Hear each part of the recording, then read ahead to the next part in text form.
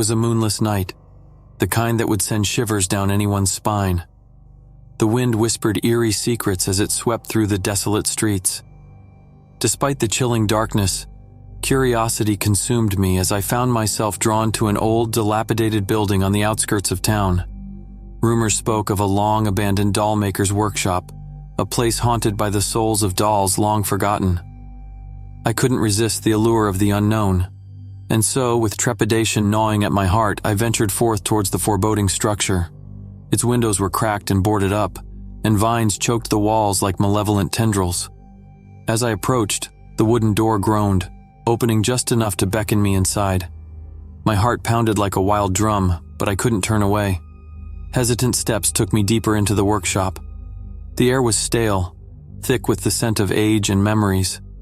The place seemed frozen in time, as if the hands of a clock had halted long ago, leaving the dolls and their secrets eternally suspended. An unsettling sensation crawled up my spine as I encountered the dolls, their glassy eyes seeming to follow me. Each doll had its unique personality etched onto porcelain faces, but something was not quite right about them. Their smiles were twisted, their gazes unsettling, and the dolls themselves were eerily lifelike. Amongst the many dolls, one particular figure stood out, a tall, gaunt doll dressed in a tattered gown, its eyes a deep, hollow black. It felt like the embodiment of malevolence, and I couldn't shake the feeling that it was watching my every move. Nevertheless, I pressed on, my curiosity overpowering my fear.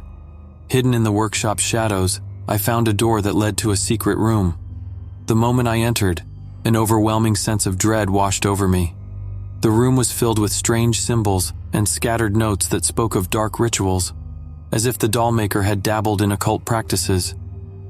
In the corner, I discovered a journal. Its leather cover was worn, and the ink had faded, but I could still make out the chilling words that graced the pages. The entries spoke of a troubled soul seeking to infuse life into his creations, to grant them souls that would endure forever. As the entries progressed, a sense of madness and desperation permeated the words, hinting at a dark descent into madness. Despite the growing fear in my heart, I felt compelled to read on, captivated by the morbid tale of the dollmaker's quest for eternal life. He had experimented on living subjects, desperate to find the key to immortality.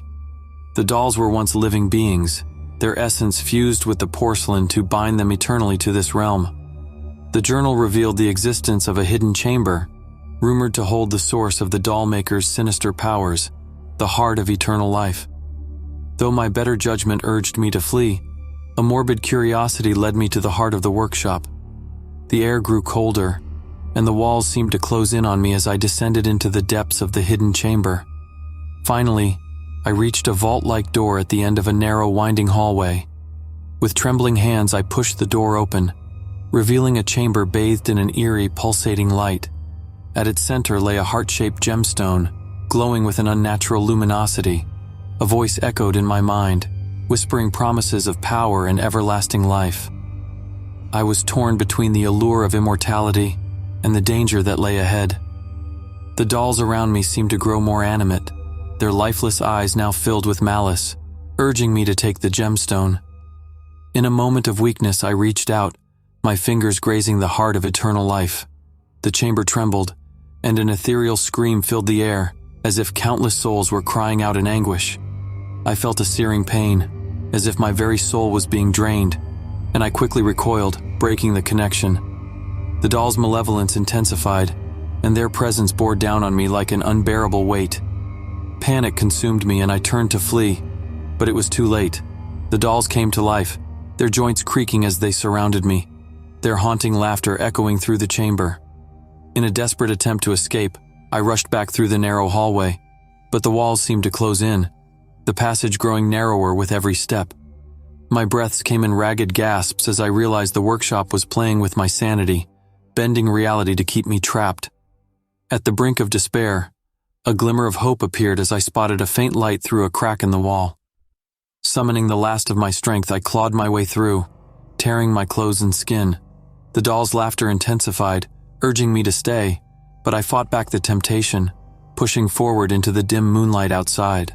As I emerged from the workshop, the structure let out a mournful groan, and the door slammed shut behind me, sealing away the horrors within.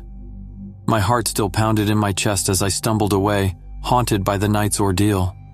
The workshop had taken something from me, leaving me forever changed. Years have passed since that fateful night, but the memory of the Dollmaker's haunt still lingers in my mind. I dare not speak of what I saw, fearing that the curse of the dolls might find its way into my words. And so the workshop remains abandoned, a dark and twisted place where the souls of dolls and those who dared to explore it are forever bound in a dance of eternal torment.